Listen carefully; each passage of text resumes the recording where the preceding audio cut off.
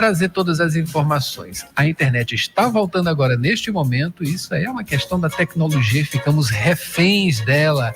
Não é isso, professor? Bom dia, seja bem-vindo aqui ao Rádio Opinião. Bom dia, Adalberto, bom dia, pessoal, aí da ouvintes, né, visualizadores aí da Rádio UFMA. Tem um filme muito bacana passando agora no Netflix, né, que é O Mundo Depois de Nós, que lida bem com isso. Sim, é uma coisa, esse filme é muito interessante mesmo, né? Professor, tecnologia, enfim, inclusive a gente vai até falar sobre ChatGPT, a gente espera trazer aqui, né, fazer algumas análises também, né, sobre essa influência, né, das inteligências artificiais, né? Uso bastante, recomendo bastante para os meus alunos. Sim, é muito importante. Vale a frase do Clemenceau: as baionetas são muito úteis, exceto para sentar em cima.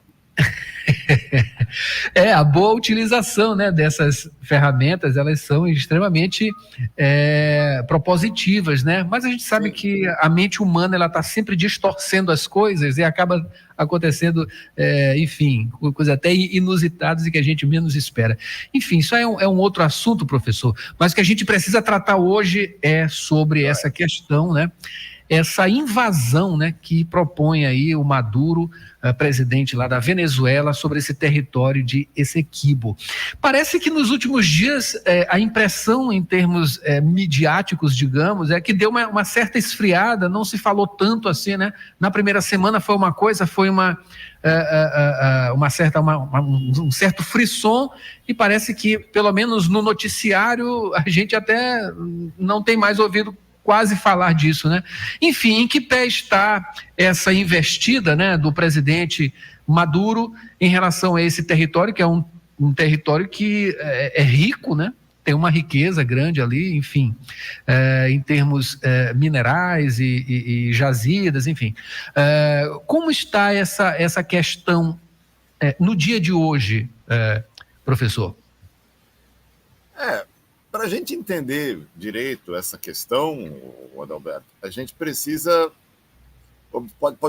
observar ela de uma perspectiva de longo prazo, tá? E também observar os interesses de curto prazo. Tá?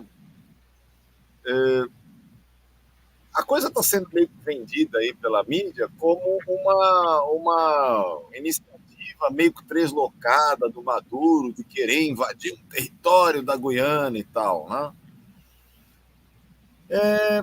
Não é bem assim, tá? Acho que se o pessoal pesquisar bem, e já existem vídeos de historiadores, de analistas de relações internacionais colocando a coisa com mais perspectiva, com mais informação pela internet, a gente consegue ver que não é essa catástrofe, né? Esse clima apocalíptico, né, que está se pintando por aí.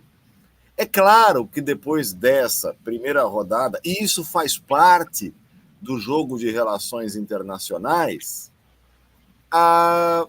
os agentes envolvidos já estão conversando, já estão negociando, e é muito pouco provável, sinceramente, é muito pouco provável que as coisas cheguem às chamadas vias de fato. É muito mais uma questão de negociação e está envolvendo, olha só, né? Puxa vida, está envolvendo o preço do petróleo no final das contas. É uma questão interessante, professor, porque ela mexe com várias coisas, né? Inclusive também com algumas pretensões políticas, né? Intenções, claro, tudo tem ali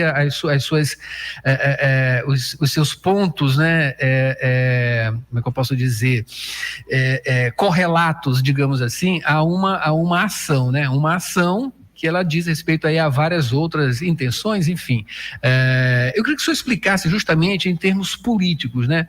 O Maduro, ele está utilizando isso aí de uma maneira política, enfim, poderia ter ali outros caminhos, um caminho mais diplomático para essa reivindicação desse território, enfim, historicamente, como o senhor diz, né, existe aí uma história pregressa, né, que diz respeito aí ao século XIX, né, desde o século XIX em relação a esse território, enfim, por que só agora e dessa maneira? Não existe ali uma intenção política, politiqueira, digamos assim, do Maduro?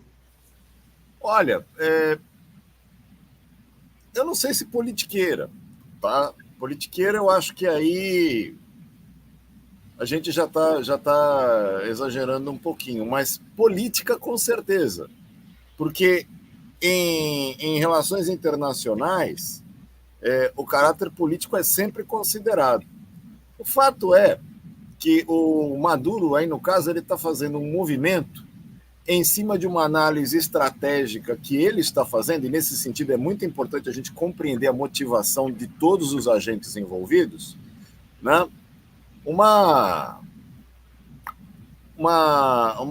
movimento que ele está observando no sentido dos Estados Unidos estarem ampliando sua influência territorial sobre o continente latino-americano, né? E aí ele está fazendo essa movimentação para quê? Para criar o contexto para poder atrair, né? Para poder atrair e motivar os seus agentes políticos mais próximos a apoiá-lo, né? E é claro que essa é uma atitude que você e qualquer pessoa que está observando o noticiário pela manhã ficam pensando assim, pô, mas peraí, esse cara está escalando, né? É como você tá num bar, por exemplo, e um cara do teu lado começa a dizer que bandido bom é bandido morto, que a gente tem que andar com armas, você começa a olhar para o garçom do tipo, opa, esse cara aqui tá exagerando, para de botar chopp para ele, né? E é claro que dentro das relações internacionais, o que entra? O papel do Brasil como player, como jogador, é exatamente o de mediar esses conflitos como a liderança que ele é na região. Nesse sentido, a gente teve aí um movimento muito interessante da nossa diplomacia, no sentido de já começar as conversações com a Guiana e com a Venezuela. Peraí, calma, vocês estão muito nervosos. Eu estou ouvindo aqui do outro lado da mesa, eu acho que vocês estão meio nervosos. O que houve? Posso ajudar? Né? Vamos aqui dizer assim, olha, eu gosto de você gosta dele. Todos nós gostamos dos outros, né? Então é isso. E eu acho que eu estou desconfiado fortemente que vai depender da resposta que o Maduro obtiver dos demais agentes, né?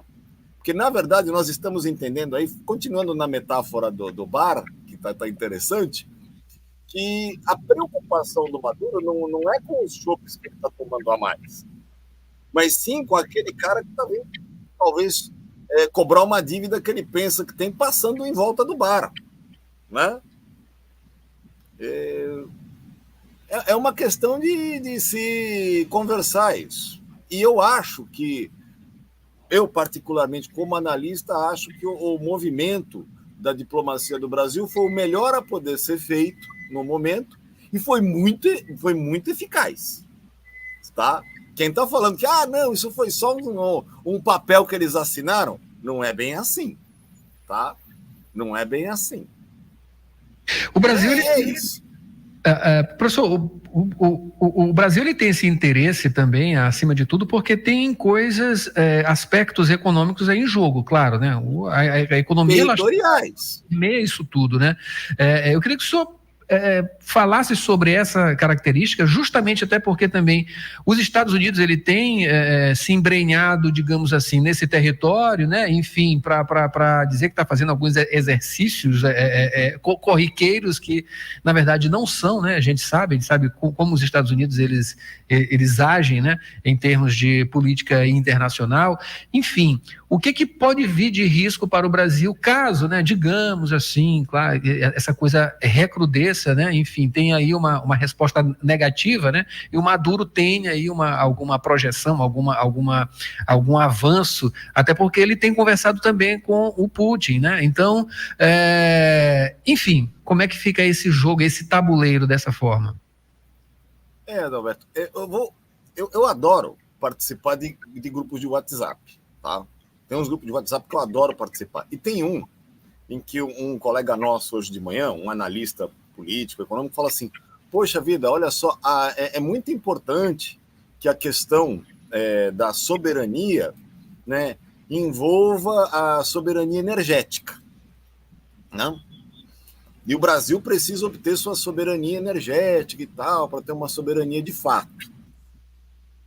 Aí eu virei e falei assim, olha, o amigo, não vou dar um nome, porque a gente precisa entregar os coleguinhas aqui, né? Eu falei, olha, isso seria muito bonito a gente escrever no cartão de Natal do presente do Papai Noel, devolvendo a base de Alcântara para a gente. Eu acho que ficaria super legal. Eles podiam aproveitar o Natal para entregar a base de Alcântara de volta com isso escrito no cartão. Tá aí, olha, a soberania energética é muito importante e territorial é muito importante para um povo, né? Claro que é por isso que é legal a gente participar de certos grupos de WhatsApp, porque o pessoal tem senso de humor pela manhã, né? Mesmo diante de situações tão dramáticas quanto a que a gente vive na atual conjuntura. Mas o caso da Venezuela, da Guiana, né, e o Brasil envolvido, e os Estados Unidos envolvidos nisso, tem uma variável comum que é muito simples. Chama-se preço do barril de petróleo. Acompanhe o preço do barril de petróleo, que você vai ver como é que a tensão flui entre esses agentes, né? No caso, eu tenho um palpite aqui, tá? Mas é só um palpite. Eu estou desconfiado que o preço do barril do petróleo vai subir, né? E isso é bom para quem? Para quem vende petróleo, claro. E quem vende petróleo em todos esses agentes? Você me disse. Quem consome petróleo pelo outro lado? Eu acho que isso não é legal, né? Você que gosta de andar de carro, a gasolina talvez suba. Só um palpite. Mas é isso, cara, é isso. É muito importante a gente olhar isso no fundo. Claro que a questão da autodeterminação dos povos, né, da valorização do senso de autonomia das nações é muito importante, né? Mas a gente percebe que nós, às vezes, ficamos sozinhos no rolê com esses conceitos, quando o pessoal começa a observar as flutuações dos preços do petróleo, né? Eu sugiro, olha, quem tem papéis da Petrobras, eu sugiro que dê uma olhada e faça uma comparação com as manchetes. Sim. Professor, então, nos próximos dias aí, semanas ou meses, enfim, qual a expectativa? O que o senhor espera, né? Isso aí vai evoluir para um final, digamos assim, cordial ou não? Eu acredito, Adalberto, mas é palpite, tá? É palpite. A gente aqui não olha só, tá escrito historiador aqui embaixo. A gente olha para trás, certo? Para frente é palpite. A turma que vai fazer previsões, tudo bem que tem os economistas, mas os astrólogos são mais eficientes. A gente está no final do ano, né, professor? Vamos aproveitar esse momento do final de ano. As previsões para 2024. Sim. É bom.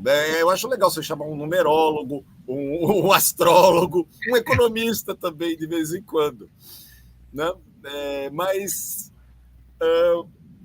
o que eu penso que vai acontecer aí nos próximos movimentos futuros? Creio eu que, dentro da lógica, né, de praticar um cessar-fogo, pelo menos aí pelos próximos 2 ou 3 meses, ou de cessar, em cima do cessar-fogo que aconteceu lá em Gaza, né, lá na Palestina, Eu acredito que a gente vai ter, pelo menos até o mês de fevereiro ou de maio, a gente não vai ter maiores informações sobre isso, tá?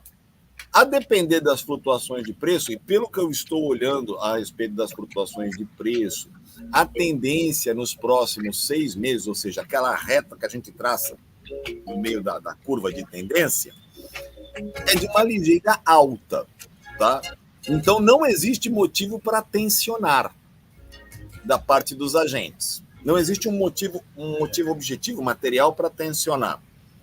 Claro que em cima do interesse geopolítico, a se depender do desenvolvimento dos agentes, né? Aí vamos botar a Rússia, vamos botar a China também, vamos botar os próprios Estados Unidos, a OTAN na jogada. Talvez seja do interesse deles alguma declaração mais exacerbada, mas eu acho que o nosso querido ministro do Exército, José Múcio, não precisa ficar muito preocupado não em ter que olhar os nossos certificados de reservista, ter que pegar os certificados de reservista na cabeça.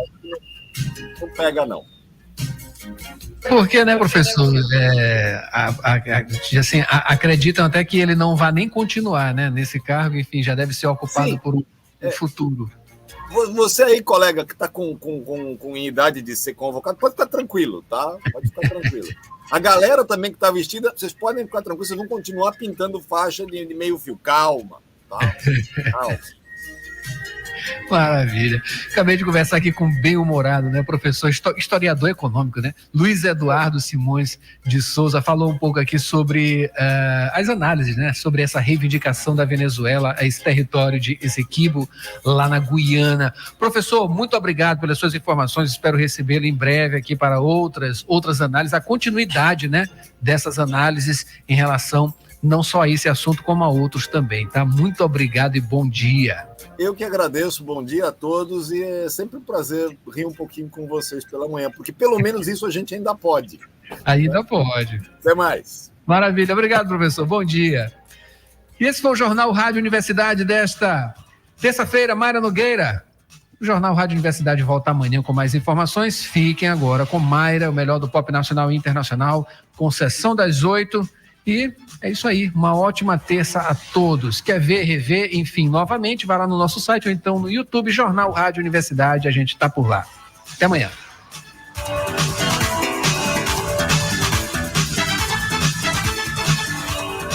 ZYC 626, Rádio Universidade FM.